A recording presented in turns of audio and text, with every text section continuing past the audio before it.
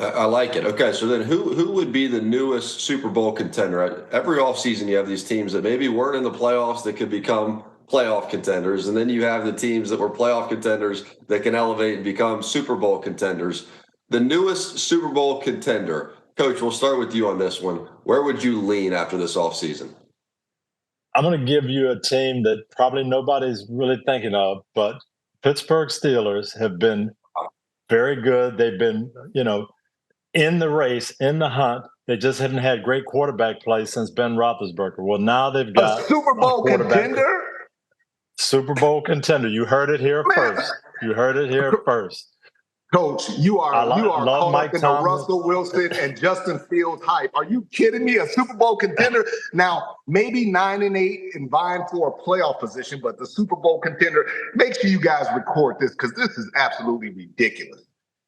Okay, they snuck in the playoffs last year, right? With average quarterback play.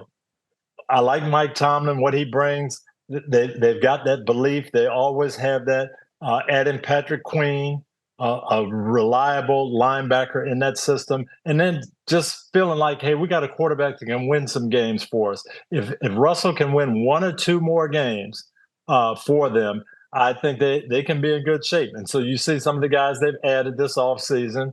I just like them. They're going to be under the radar without question, but let's keep a close eye on those Steelers in December. Well, my original pick was the Green Bay Packers, and I can go on up and down the list of the reasons why, but I'm going to go with the Houston Texans. And number one, it starts with their head coach. His head coach has done a phenomenal job. You look at their quarterback, he's young. They got so much young talent. Then you add in a Stephon Diggs who's going to come in, and I think he's going to be the right type of guy in that locker room because DeMeco Ryans, he's not going to take any chances with anyone coming in disrupting his locker room. And then on the defensive side of the ball, adding a guy like Danielle Hunter, getting some of these young linebackers like Christian Harris and the young secondary. I just think the Houston Texans are they're able to take that next step with the young quarterback, the coaching staff. The only thing that can stop them are injuries and complacency, and I don't think the complacency even sits in with these guys. I love that pick, and I love the Texans and what DeMeco did, and C.J. Stroud is just incredible. I think he's going to take that second-year jump. But let me ask you this. Do you think Diggs, is he going to be a help? Is he going to be a benefit? Or could there be some under-the-surface problems there?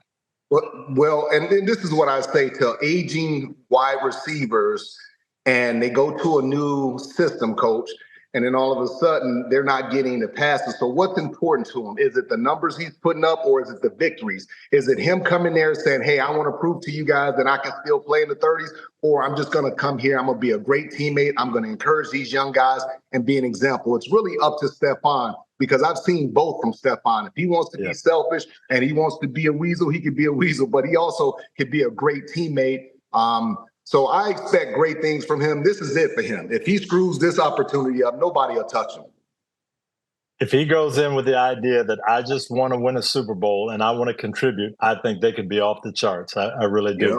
Hopefully he won't go in saying, I've got to get 10 targets a game and I got to get this many. If he just plays ball for them, they could be great. And then that's the fear, because you have a veteran guy who's well respected. These young guys look up to him. And if he comes in and he starts being a cancer in the locker room, frustrated because the first 3 games they're 3-0, but he's only got 7 catches, but they're 3-0. And he looks up and Jamar Chase has 21 catches. Tyreek Hill has 25. This is what these guys do. And they start to judge themselves and gauge themselves against other players. But once again, he has to make up his mind that I'm going to be fully committed. I'm going to do whatever the coach asks, whatever team asks. I got plenty of money. They know I can still play. And you got plenty of weapons on that offense. Tank Dell and Nico Collins, them guys can play. Yeah, that would be my concern, is that history has shown, I think in his mind, he obviously wants to win, but to him, winning in that formula involves getting me the ball. How many times did you see them going over to the sideline and he'd be talking to Josh Allen, and it always seemed to be maybe a touch here and a touch there. And so the question is, a young nucleus that obviously worked, and C.J. Stroud, who was the leader of that, Does any of that get ruffled when you bring in these vets? Because it's Joe Mixon too. They're adding these guys that are supposed to take them over the top and go reach the Super Bowl. And as long as they don't mess up what was already working, on paper, I'm not sure there's a more talented offense, especially when you factor in what C.J. Stroud was able to do stepping in early on. And then being able to add Joe Mixon, a veteran running back who's going to come in with a positive attitude around a bunch of young players that's going to give him a lot of energy and enthusiasm. I mean, you look at this, Joe Mixon is a quality running back. He's great in pass protection. He's smart. Damian Pierce is going to come and be a guy that complements him.